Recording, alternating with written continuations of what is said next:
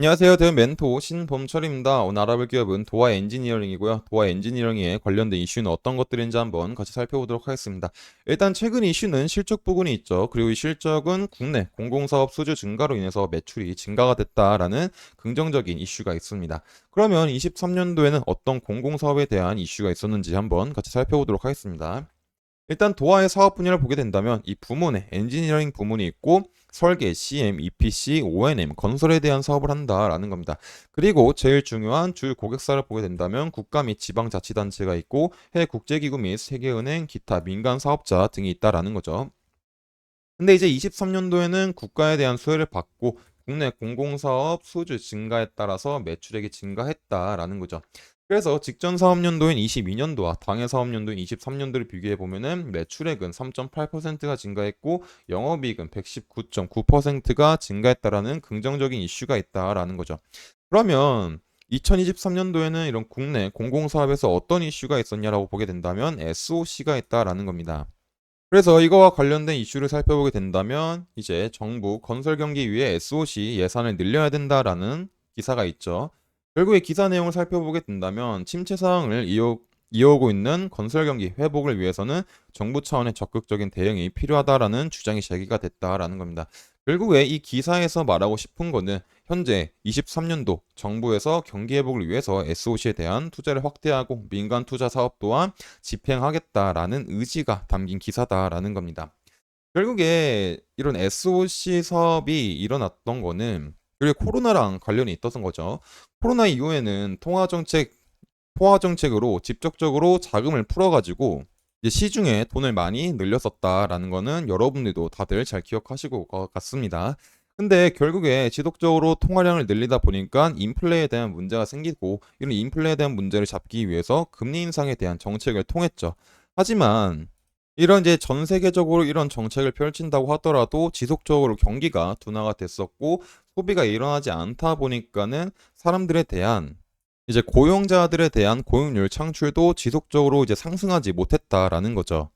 그리고 이제 이런 상황에서 제일 가장 큰 직격탄을 맞은 것 중 하나가 이런 건설업이기 때문에 이런 SOC로 인해서 현재 건설사에 대한 자금 유동성이 어려운 건설사들의 회복과 어떤 근로자들에 대한 고용률 창출을 통해 가지고 소비 촉진을 이루기 위해서 이제 시행했다라고 보시면 될 것 같습니다. 그리고 이런 수혜를 이제 공공사업으로서 도와 엔지니어링이 어느 정도 받았다라고 생각하시면 될 것 같습니다. 근데 이런 도화 같은 경우는 국내 공공사업뿐만 아니라 수주잔고도 꽤나 괜찮다라고 볼 수가 있죠. 여기서 보시면 이 표가 이런 수주잔고에 대한 부분인데 지속적으로 이제 많은 수주 총액이 있고 이 수주 총액 정도가 한 6천억, 7천억이 가까운 수치다라는 겁니다. 그리고 이제 이런 기납금액을 빼고 나서 남은 수준 잔고를 보더라도 약 3천억 정도가 남아 있는 상황이죠.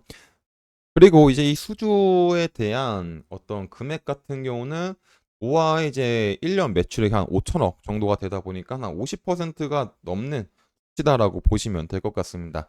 그리고 이제 여기서 보시게 되면은 올해 안에 납기가 끝나는 수주 잔고들이 있거든요.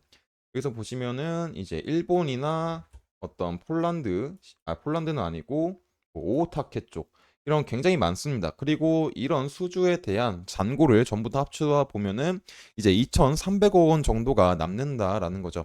그리고 이런 2,300억은 이제 그 도화가 1년에 파는 매출액이 한 5천억이 조금 넘다 보니까 약 40%에 해당하는 수주 잔고다라는 거죠.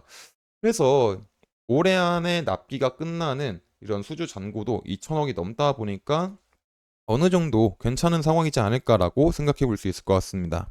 물론 이제 이런 수주 잔고가 24년도가 납기라고 하더라도 바로 들어오진 않고 내년에 들어올 수 있는 점은 있지만 올해 안에 들어오게 된다면 이제 도화의 어떤 매출액 부분에서는 굉장히 긍정적으로 다가올 수 있다라고 생각해 볼 수 있을 것 같습니다.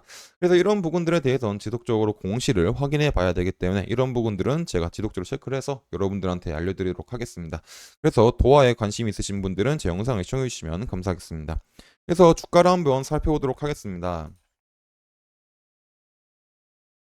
도화 엔지니어링에 대한 주가를 보게 된다면 주봉상에서 이제 바닥 부분이라고 할 수 있는 게 이제 7,700원 부분이죠. 그러다가 지속적으로 이런 부근들을 잘 지지를 받으면서 반등이 와줬었는데 그러다가 이제 이런 9,500원 라인에서 지속적으로 눌리면서 이런 단기간 박스권을 형성했다라는 겁니다. 이게 지금 뭐 주봉 차트에서 잘 안 보일 테지만은 일봉으로 나눠지면은 이런 박스권에 대한 형태가 나왔다라고 보시면 될 것 같습니다. 그러다가 이제 이런 7,700원 부근을 이탈을 하고 이탈하나 싶었지만은 다시 이런 7,800원 부근에 7,700원 부근에 잘 안착했다라는 거죠. 그래서 이제 어떤 상승 시나리오라고 생각해 본다면 현재 이런 바닥 부근이 있다 보니까 추가적으로 상승 반등에 대한 상승분을 생각해 볼 수 있겠죠. 근데 반등을 한다고 하더라도 당장 이런 9,500원 부근까지는 가기는 힘들고 한 8,300원 부근까지는 생각해 볼 수 있지 않을까.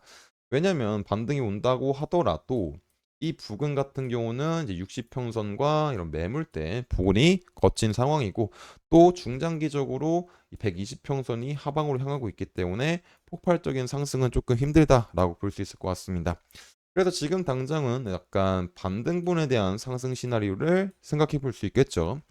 그리고 그런 반등이 나왔다가 다시 하락을 하고 쌍바닥을 만들게 되면서 저점을 높여주게 되면은 뭐 추가적인 상승을 생각해 볼 수도 있지 않을까 이제 기대를 해 볼 수 있을 것 같습니다. 하지만 아직까지는 조금 이르다는 점은 생각해 보셔야 되겠죠.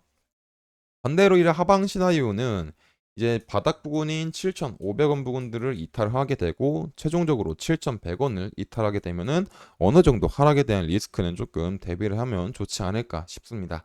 그래서 이제 도화 엔지니어링에 대한 주가는 지속적으로 확인해 봐야 될 것 같습니다.